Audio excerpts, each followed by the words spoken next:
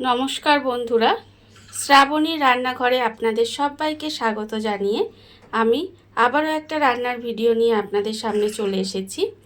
আজকের আমি আপনাদের করে দেখাবো লেবু ডাল, যেটা গরম ভাতের সাথে খেতে কিন্তু ভীষণ ভালো লাগে। বিশেষ করে এই গরমকালে কিন্তু খুব ভালো লাগে। তাহলে চলুন এই লেবু ডালটা আমি কিভাবে বানাই সেটা আপনারা একবার দেখে নিন। লেবু ডাল বানানোর জন্য প্রথমে আমি গ্যাসটা অন করে একটা কড়া বসিয়ে দিয়েছি। এইবারে আমি এর মধ্যে দিয়ে দেব প্রথমে জল। এখানে বেশ অনেকটা পরিমাণে জল আমি প্রথমে এর মধ্যে দিলাম। দিয়ে এবারে আমি এর মধ্যে দিয়ে দেব মুসুর ডাল। এখানে আমি 150 গ্রাম মুসুর ডাল ভালোভাবে ধুয়ে পরিষ্কার করে রেখে দিয়েছি। সেই ডালটা কিন্তু আমি জলের মধ্যে দিয়ে দেব। ডালটা আমি জলের মধ্যে দিয়ে দিলাম। এবারে আমাকে ডালটাকে কিন্তু খুব ভালোভাবে প্রথমে সেদ্ধ হতে দিতে হবে। মুসুর ডালটা আমার এখানে খুব ভালোভাবে সেদ্ধ হয়ে গেছে। এইবারে ডালটাকে আমি আলাদা জায়গায় ঢেলে রেখে দেব। সেদ্ধ ডালটা আমি আলাদা ঢেলে রেখে দিয়েছি। আর অন্যদিকে কড়াটা ধুয়ে আবারও বসিয়ে দিয়েছি। এবারে আমি এর মধ্যে দিয়ে দেব সর্ষের তেল। এখানে আমি 2 চামচের মতো সর্ষের তেল দিলাম। এবারে আমি তেলটাকে একটু গরম হতে দেব। তেলটা আমার এখানে গরম হয়ে গেছে। এবারে আমি এর মধ্যে দেব একটা শুকনো লঙ্কা আর অল্প একটু রাঁধুনি। শুকনো লঙ্কা রাঁধুনিটা দিয়ে একটু আমি ভাজা ভাজা মতো করে নেব। ফোড়নটা আমার ভাজা হয়ে গেছে।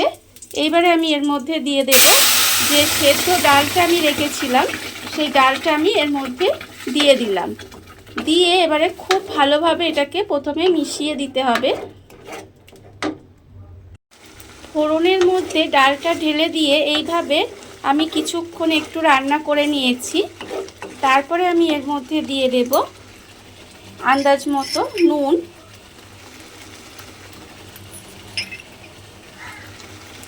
আর আমি এর মধ্যে দিয়ে দেব হলুদ গুঁড়ো।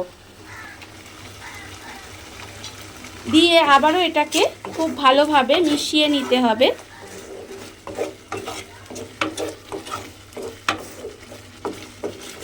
মিশিয়ে কিছুক্ষণ আমি এইভাবে আবারও রান্না হতে দেব।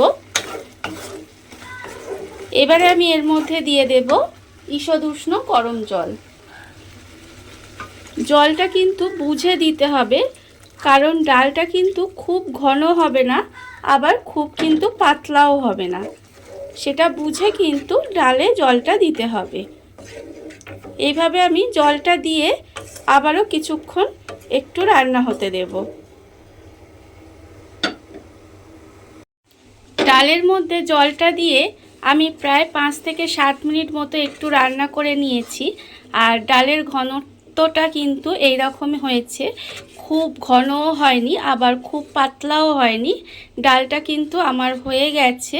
এইবারে আমি কিন্তু গ্যাসটা অফ করে ডালটাকে ঠান্ডা করে নেব। ডালটাকে আমি কিন্তু খুব ভালোভাবে ঠান্ডা করে নিয়েছি। এইবার আমি ডালের মধ্যে দিয়ে দেব, এখানে আমি গন্ধরাজ লেবুর পাতা একটু ছিঁড়ে রেখেছি, সেই লেবুর পাতাটা আমি এর মধ্যে দিয়ে দিলাম। আর আমি দেব এখানে গন্ধরাজ লেবুর রস।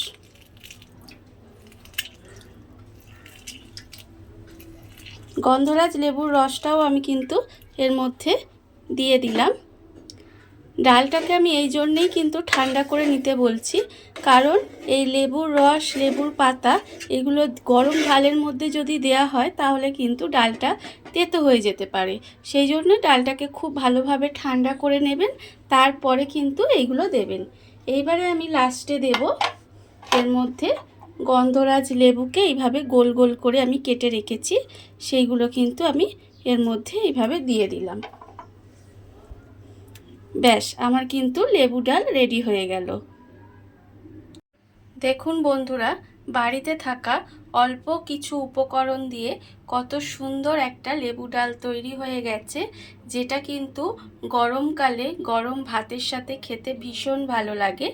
আর এই ভিডিওটা যদি আপনাদের ভালো লেগে থাকে তাহলে লাইক করবেন, কমেন্ট করবেন আর সাবস্ক্রাইব করবেন আমার চ্যানেলকে। আজ এই পর্যন্ত, নমস্কার।